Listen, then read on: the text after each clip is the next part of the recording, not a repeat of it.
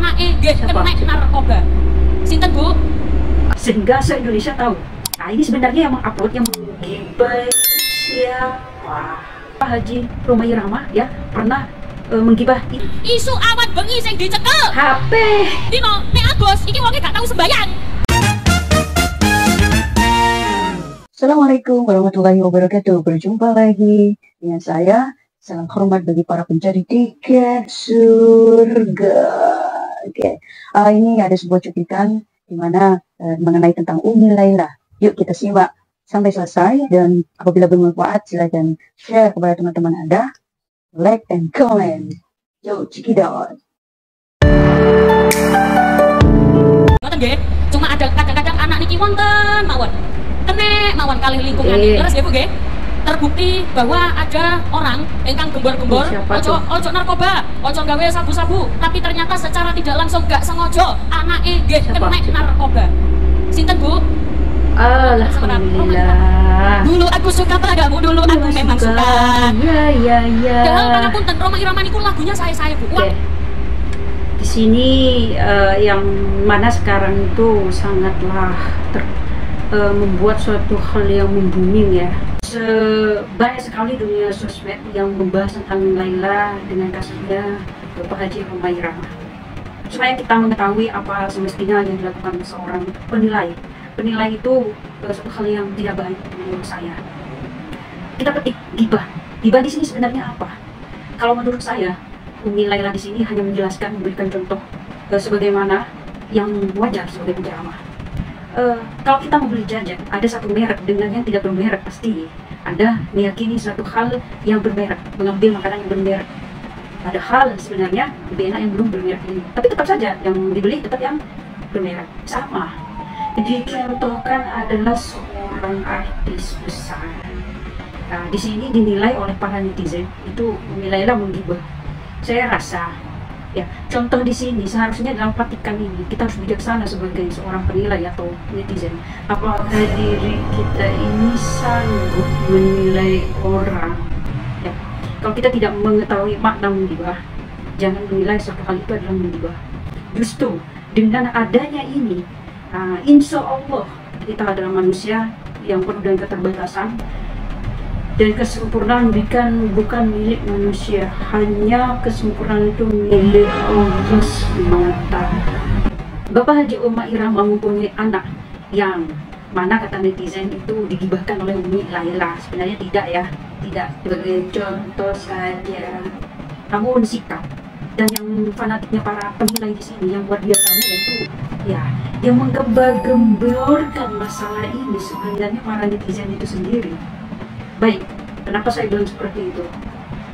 Cuplikan ini sudah lama, namun kembali lagi tersoroti hari ini. Karena ada kalimat Bapak Haji Rhoma Irama yang sangat terkenal, Raja Dangdut. Namun, kalau kita tidak gembar-gemborkan, mana mungkin hal ini bisa terulang kembali, direbus kembali. Direbusnya bagaimana? Kita lihat yang tidak tahu dalam hal ini sehingga se-Indonesia tahu. Nah, ini sebenarnya yang mengupload yang menggibah siapa? Para netizen kayak menambah-nambahi. Saya banyak ya melihat para netizen yang maha tahu, dimana menambah-nambahi, hati-hati itu, menambah-nambahi itu hati-hati. Apalagi disangkut pautkan dengan hal yang tidak ada kaitannya dengan apa yang diterangkan oleh Umi Laila dalam ceramahnya. Misalnya, Bapak Haji Rhoma Irama ya pernah menggibah ini, menggibah soalnya ini dan ini dan itu. Saya tidak bisa menyebutkan secara spesifik karena itu akan menjadikan saya menggibah kembali gitu. Yang jelas masalah menggibahnya para yang sudah digibahkan oleh Bapak Haji Rhoma Irama itu bukan hak dalam mengkaitkannya, menggembor-gemborkannya masalah ini dengan masalah yang sudah terjadi. Katanya ini adalah azab, ini adalah peringatan dari Bapak Haji Rhoma Irama, ini adalah ini ya. Itu juga merupakan amal yang tidak bagus menjadi jariah sehingga kita mati pun pasti akan diputar ulang sama orang-orang yang pernah tahu. Wah, ada kepo lagi nanti, belum tentu di hari ini, ya kan? Nanti kalau sudah kapan lagi keluar lagi, ya kan? Itu ada uploadannya lagi, nggak selesai-selesai. Sebagai netizen, saringlah yang positif saja. Sudah, tidak usah menilai orang yang terlalu ini itu kan. Jadi di tengah-tengah saja ya, aman dari segalanya, aman dari dosa, aman dari ya itulah. Semua lagunya itu punya makna tersirat. Maksudnya ini ojo mendem, ojo narkoba. Dia bisa menghancurkan hidupku, tapi ternyata kecolongan. Putrane dewe kena narkoba. Makanya zaman ini tambah suwe, tantangannya tambah berat. Cung sekarang lari-lari alit, anak-anak kecil sama temannya gak pakai dolenan. Isu awan bengi sing dicekel. HP. Fastabiqul khairat, berlomba-lomba dalam kebaikan. Tuh, misal Pak Polisi asmane sinten Pak Polisi? Sampeyan jenenge sapa? Pak Agus. Sebutlah ada 2 orang, yang satu namanya Umi Laila, yang satu namanya Agus. Umi Laila niki wonge sregep ibadah. Umi Laila niki wonge nek sembayang iku rajin. Ngaji bendino, nek Agus iki wonge gak tahu sembayang. Contoh. Nek Agus gak sholat, tapi dia sekolah. Agus niki ternyata sekolah jurusan menjahit misalnya S1, S2, S3. Waduh. Jadi sampai kademen kakean S. Insinyur.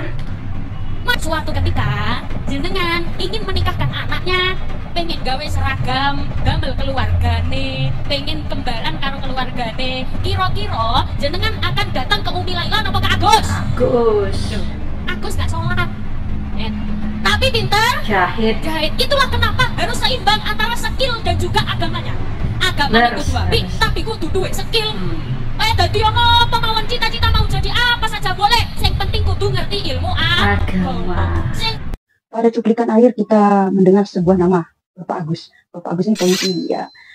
Apabila Bapak Agus ini seorang jenderal besar di Indonesia ataupun seorang artis besar juga di Indonesia, pasti akan digibahkan kembali oleh para penilai-penilai. Apapun sebenarnya, apapun profesi kita, benar kata Umi Laila ya, tingkatkan agama kita supaya apa?